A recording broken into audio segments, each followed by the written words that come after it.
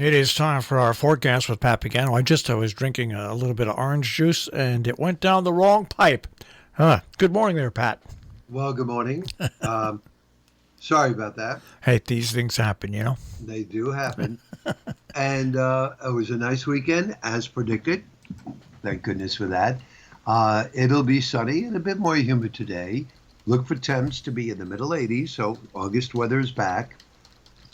Makes sense because it's snowing in the Rockies, so it's got to balance out. Tonight, clear, low to mid 60s, and for tomorrow, partly sunny, mid to high 80s. On Thursday, we have a front approaching. This is the leading edge of that cold air that's in the Rockies, but it's not going to be as cold when it gets to us. So a shower, thunderstorm Thursday, 80 to 85. Behind the front, partly sunny, less humid. We're in the, say 75-degree range on Friday. Saturday, I would still say around 75 degrees with a fair amount of sun, but we may not get through the entire weekend. This coming weekend, some rain and showers could return on Sunday. We'll have to see and wait about that. We do have Paulette, Tropical Storm Paulette, and Tropical Storm Renee in the Atlantic. Renee's closer to the African coast. Paulette's in the south central Atlantic. Both of these storms are expected to move northwest and then turn more northerly. So Paulette could get close to Bermuda, but that's about its closest pass to the United States.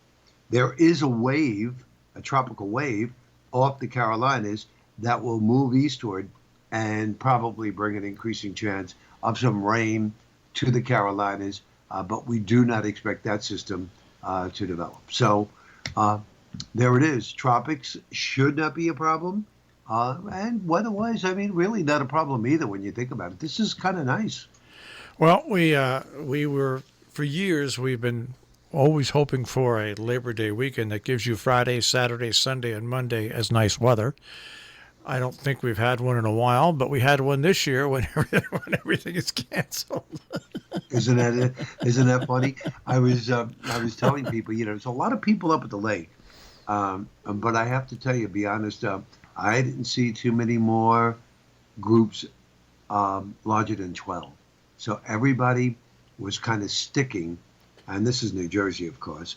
Everybody was kind of sticking to the rules, and a lot of people were in the lake.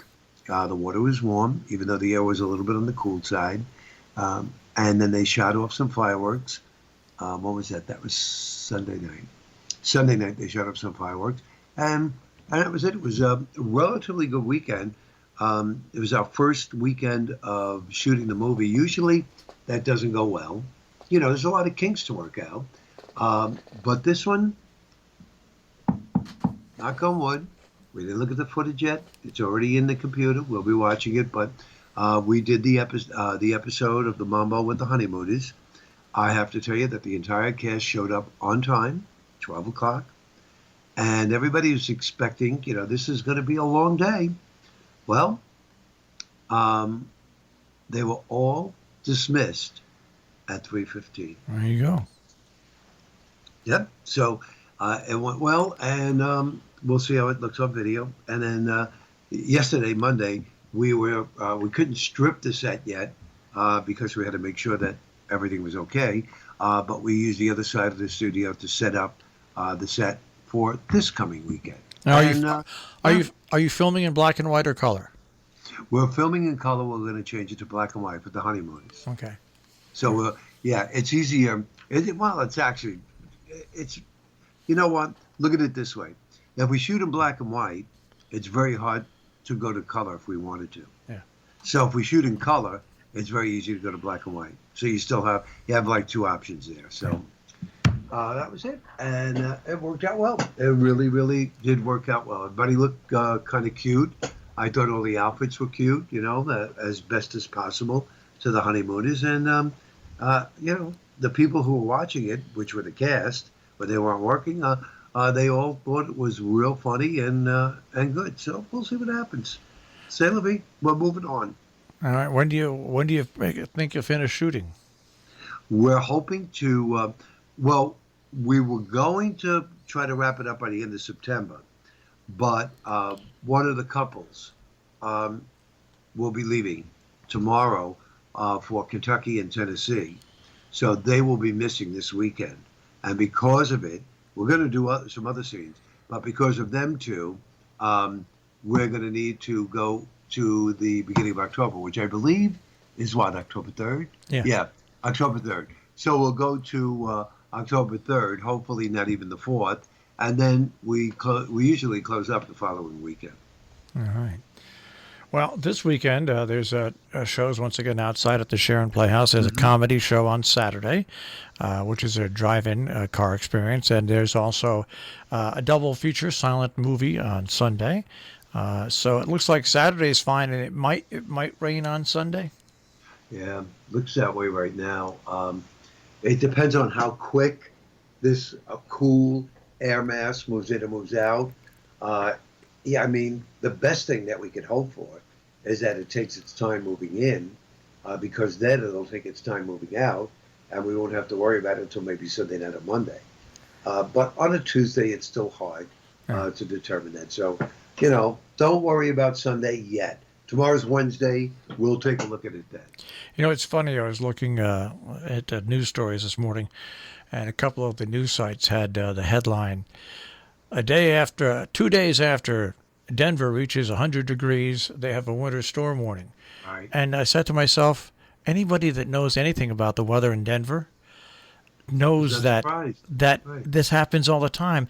Denver is a city, folks, just in case you don't realize, that you can golf year-round in. Year-round. Because in the wintertime, yes, they can get some cold weather. Yes, they can get some heavy snow. But yes, they can get temperatures also in the 60s. It's just the way Denver is, where it's situated. You're absolutely right. It's just one of those weird cities that, yes, it's a mile-high city. Yes, they do get bad weather. But they also have more average golfing days than most states. When I last checked at good old Denver, and I will check it right now again, it was 37 degrees and raining, and now Denver is 37 degrees and still raining. They have a winter weather advisory till noon, freeze warning for tonight, and out there, are you still there, Marshall? I'm still here. Oh, okay, because I heard a bing. Restart to install the latest Windows update. Oh. No. Snooze. Okay. Rain and snow this morning, then snow this afternoon, accumulating 2 to 4 inches. Mid-30s, northeast winds 15 to 25, gusts to 40. Tonight, snow, accumulation 2 to 4 inches in the upper 20s. And then tomorrow, they have snow showers. They're in the upper 30s. This is what Marshall's talking about. Thursday, they have a couple of rain showers, and they're in the mid-50s. And on Friday, they may have a rain shower, and then they're 70. Yeah, that's just the way Denver is. It's just the way it is. Yeah. It's just the way it is. So don't be surprised, folks, when you see that. Yeah, but I'm really amazed. Right now we have baseball going on. We have hockey. We have basketball going on. And this snuck up on me. The National Football League starts this Thursday. I heard about that.